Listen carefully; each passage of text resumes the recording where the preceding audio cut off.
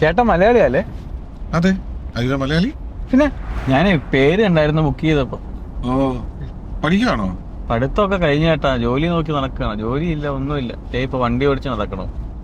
ഫാമിലിയൊക്കെ? ഫാമിലി ഒന്നും ഇല്ല ചേട്ടാ, നമ്മള് തന്നെ. അപ്പൊ ഡേറ്റിംഗ് ആയിരിക്കും. ഡേറ്റിംഗ് ഒക്കെ ഒരു യുദ്ധമല്ലേ ചേട്ടാ. ഞാൻ കഴിഞ്ഞ ആഴ്ച ഡേറ്റിന് ഒരു കഫേയില്, ഫുള്ള് പുസ്തകം കഫേല്. നമ്മളെ സ്കൂളിൽ പഠിക്കുന്ന സമയത്ത് പോലും പുസ്തകം എടുത്ത് നോക്കിയിട്ടില്ല. ഞാൻ പിന്നെ ഒരു ജാടാക്കിട്ട് അങ്ങോട്ട് ഇരുന്നു. അപ്പൊ ഉണ്ടല്ലോ ഇവളൊരു പുസ്തകമായിട്ട് വന്നേക്കണം. എന്നിട്ട് എൻ്റെ അടുത്ത് പറയാ, ദിസ് റിമൈൻസ് ഓഫ് യു. പുസ്തകത്തിന് വേണം തന്നെ ആയിരുന്നു.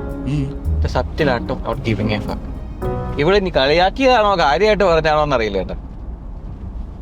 പിന്നെ നമുക്ക് കുറച്ച് ഗ്ലാമറൊക്കെ ഉള്ളതുകൊണ്ട് ഇവള് മെസ്സേജ് അയച്ച് ഈ വൈബ് അങ്ങ് സെറ്റായില്ല. ഞാൻ പിന്നെ അതങ്ങ് നിർത്തി.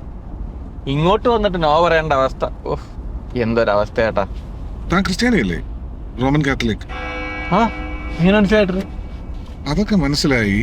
എടാ, എൻ്റെ ഒരു പെൺകുട്ടിയുണ്ട്, IT ജോലി, നാട്ടില് കോട്ടയം. ഇവിടെ വന്നിട്ട് 2 വർഷമായി. PR ഉണ്ട്.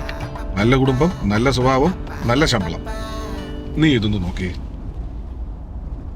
ചേട്ടനോട് കൊള്ളാലോ. എടാ, നാട്ടിലൊരു മാട്രിമോണിയൽ കൺസൾട്ടന്റ് ആയിരുന്നു. ഞങ്ങൾ ഫാമിലി ആയിട്ട് ഈ ബിസിനസ്സിലാണ്.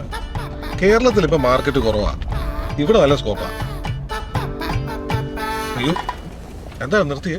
എടാ, എൻ്റെ ഒരു അപ്രോച്ച് ഇങ്ങനെ കേട്ടോ, വേറെ ഓപ്ഷൻസ് ഉണ്ട്. അല്ല ചേട്ടൻ്റെ ലൊക്കേഷൻ എത്തി.